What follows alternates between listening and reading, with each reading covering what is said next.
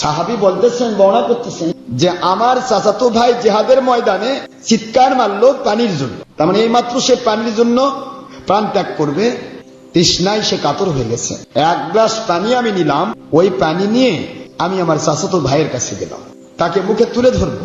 এই মুখে তুলে ধরবো এই মুহূর্তে আরেকজন সাহাবীর ডাক আসলো, পানি। একই নবীর সাহাবী, সবাই সমান সমান ভাই। এক ভাই আরেক ভাইয়ের জন্য কি করতে পারে, এ নজির পৃথিবীর আর কোন গ্রুপ দেখাতে পারে নাই। সাহাবী বলতেছিলেন, আমার চাচাতো ভাইয়ের মুখে পানি দেব, কিন্তু পানি পান করার পূর্বে অন্য যখন ডাক ছাড়লো, আমার চাচাতো ভাই বলে, ভাইজান রে, এই মুহূর্তে আরেকজন সাহাবীর পানির ডাক এসে গেছে।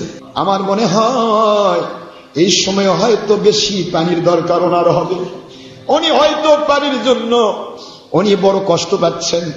আমি এই পানি যদি ওনাকে বাদ দিয়ে পান করি, তাহলে ইসলামের ক্ষেত্রে আমার নিজের একটা স্বার্থপরতা ধরা পড়বে।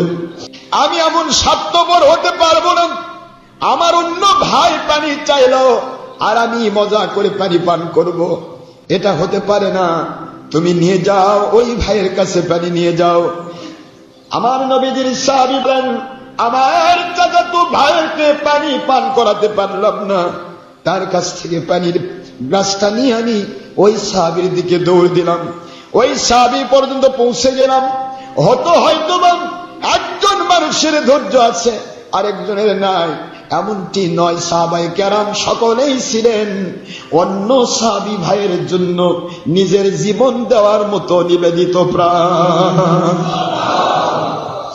দৌড়তে গেলাম তার কাছে, আমার ওই আল্লাহর হাবিবের সাহাবী পানি পানি করে দাপাচ্ছেন, পানি পানি করে চিৎকার দিচ্ছেন। চিৎকাররত পানি পান করবেন এমন এক ব্যক্তি, যার কাছে আমি গ্লাস নিয়ে গেলাম। গ্লাস কেবল তিনি মুখে ধরবেন, এমন সময় আরেক সাহাবীর ডাক চলে আসলো, পানি বলে। উনি বলতেছেন, ভাইজান পানি নিয়ে এসেছেন আপনি আমাকে পান করানোর জন্য, কিন্তু এই মুহূর্তে আমি শুনতে পাচ্ছি, আমার কান স্পর্শ করছে, আরেকজন সাহাবী থেকে ডাক এসেছে পানি। ওনাকে পানি পান না করায় আমি পানি পান করতে পারি না। আল্লাহু আকবার বলে। জান, এই পানি কোথা থেকে আসলো তিনি তো জানতেন না। ওই কথা বলে, আপনি পানি নিয়ে এসেছেন, যান ভাই তার কাছে চলে যান। ভাই কারাম জিহাদের ময়দানে গেছে, একাধারে 7 দিন না খেয়ে থেকে জিহাদ করেছে, খাওয়া নেই, পানি নেই, একটি মাত্র শুকনা খেজুর খেয়ে আল্লাহ পাকের হাবিবের চেহারার দিকে তাকাইতেন। মুহূর্তের মধ্যে তাদের ক্ষুধা, সম্পূর্ণরূপে ক্ষুধা তাদের মিটিয়ে যেত।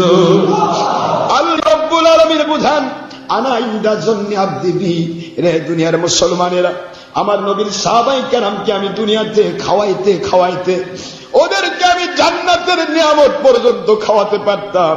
মুসা সাহাবীদেরকে, তাদেরকে আমি আসমানি খাবার দিয়েছি, মান্না সালওয়া দিয়েছি। ঈসা আলাইহিস সালামের সাহাবীদেরকে মায়েদা আসমান থেকে খাদ্যের খাঞ্চা পেশ করেছি, কিন্তু আখেরি রাসূলের সাহাবীদেরকে কেন আমি না খাওয়াই রাখলাম? এটা একটা মাত্র কারণ, কিয়ামতের দিন আমার আখেরি রাসূল হবেন সকল নবীর শ্রেষ্ঠ।